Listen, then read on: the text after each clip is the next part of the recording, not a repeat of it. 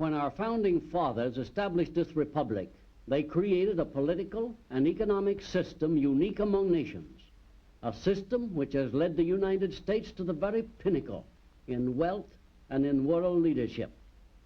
This series of programs is being presented to help all of us understand better our advantages under our American way of life. For today's topic, let's join now a group of young people at the National Education Program Workshop in Searcy, Arkansas. At the classroom lectern is Dr. Clifton L. Gaines, Jr., noted young historian. We're discussing today one of the most precious gifts on earth, American citizenship. American citizenship is a combination of freedom and responsibilities. The privileges of freedom come to us as a heritage from many generations of pioneering Americans. The responsibilities must be developed by each new generation, by each individual citizen. Some of you may be asking yourselves, why should we be bothered with developing citizenship responsibilities? Well, there are many reasons. One of the primary reasons is that great principles do not live from generation to generation without being nurtured, without being kept vigorously alive.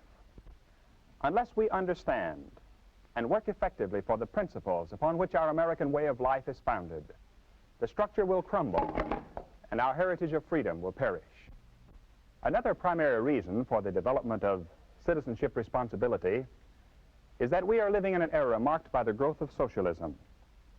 To a substantial degree, in one form or another, socialism has spread the shadow of human regimentation over most of the nations of the earth, and the shadow is encroaching upon our own liberty. A third major reason for accepting our citizenship responsibilities and working at them is the presence within America of socialists and communist propagandists dedicated to the establishment of a new order. The communist fifth columnists among us are working for world dictatorship. To accomplish this, their strategy is to undermine the confidence of our people in the American system and the principles on which it stands.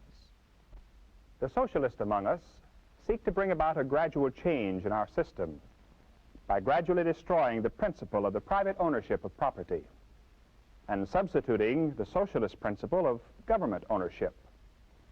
Now let's be practical for a moment. Is the American way of life worth bothering about? That is, with a viewpoint of self-interest. Well, let's see. We know that under the stars and stripes we have more freedom than do civilized people on earth. Our freedom stems from the fact that America is a republic, founded on a constitution, and dedicated to the principle of democracy and the worth of the individual. The people rule. But some philosophers tell us that the way to a man's heart is through his stomach. In other words, food, the material things of life, are dear to the heart. Let's look briefly at the material blessings of America. Our nation, although containing only 6% of the land area and 7% of the population of the world, produces 42% of the world's wealth. We know that the average American in all walks of life has a living standard twice as high as the best in Europe, where socialism is widespread, and from 5 to 10 times better than in the communist countries, such as Russia and China. And if we remember our previous lessons, we know that this economic abundance is possible in America because incentives for progress and the other factors built into our dynamic private enterprise system have enabled us to utilize our resources to the fullest extent. So we do have good sound reasons, both abstractly and in self-interest, for developing citizenship responsibilities towards safeguarding the basic principles of our way of life. But let's put the full challenge in a few words. The world is caught in an era of socialist expansion. Most of the nations are affected, and America is a target. In fact, the number one target of both the socialist and the communist. If we permit our great system to crumble through the apathy of our citizenship, we shall lose not only our freedom, but our prosperity and our still brighter future. What then must we do as citizens? What are our obligations of citizenship? Number one, to understand the American way of life and what makes it tick. For instance, we should understand that our form of government is a republic, not a pure democracy. And we should clearly understand the difference. Who can tell us the difference in a few words? A pure democracy establishes majority rule with a minority overrun. Yes, it does. On the other hand, our republic is based on a constitution which protects minority rights. In our republic, we have representative government, not sheer majority rule. And isn't its authority divided into three branches, the executive, legislative, and judicial? Yes, it is. And it's important, too, that in our republic, authority is surrounded by an ingenious system of checks and balances that prevents autocratic or dictatorial rule. That is, if we maintain the Constitution as our basic law. Well, that briefly sums up our political structure. What about our economic structure? Our economic system is based on three major principles: private ownership of property, the profit motive, and the competitive open market. Yes, those are the three great pillars. Private ownership diffuses the wealth and economic power over the very widest area, over our whole population, and makes our people independent, masters of their own lives.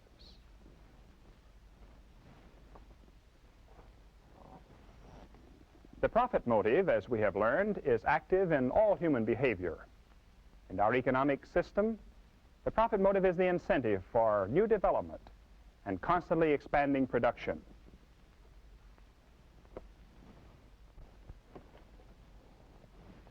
And the open competitive market is where the consumer is king. It is this factor in our economy which brings about better goods and lower prices, as one company after another tries to outdo its competitors and get the consumer's business. These are some of the basic facts about our own system which every citizen should know. But now let us go on to additional obligations of American citizenship. Number 2, to understand communism, its basic godless philosophy, its goal of world conquest, its insidious tactics, and its cunning strategy. Number 3 on our list of obligations is to understand socialism and all the cunning disguises in which it presents itself to the American people. Our 4th obligation is to understand propaganda techniques as used by both the communist and the socialist. This is a very vitally important need.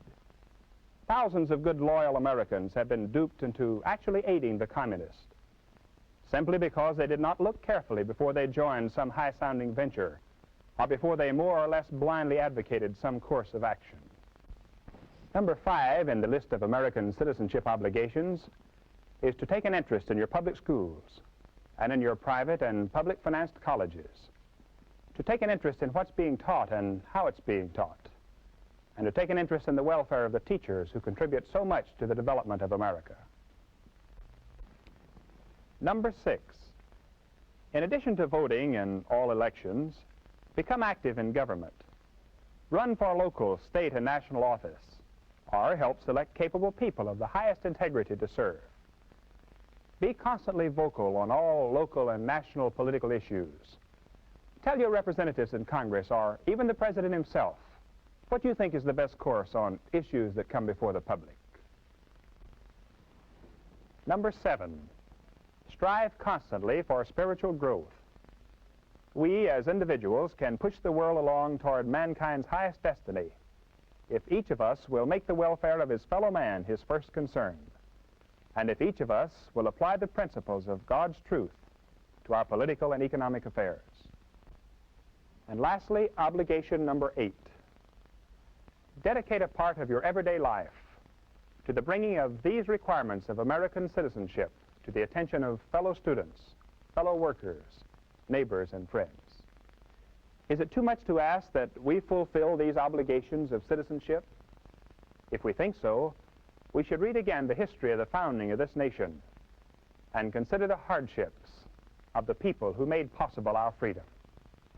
They felt that no challenge was too great if freedom was at stake. That spirit carried them on. It created for us the foundation of our great heritage. We have seen it flare up and burn brightly in every national emergency, on the battlefields and at home. The socialists, the communists, and their followers would like to see the American spirit extinguished. If each of us will rise to the occasion, if every citizen, young and old, will accept the challenge of his citizenship, then the socialists and communists and their followers will not prevail, and America will go on toward the fulfillment of her great world destiny. This concludes the American Adventure Series. Our next series of classes in the American way of life will be announced soon. For now, class dismissed. The American Adventure Series is a production of the National Education Program, Searcy, Arkansas. Dr. George S. Benson, director. Dr. Clifton L. Gaines, Jr. was our instructor. This is a continuing series based on the unique political and economic system which has made America great. Watch for the next presentation of the American Adventure.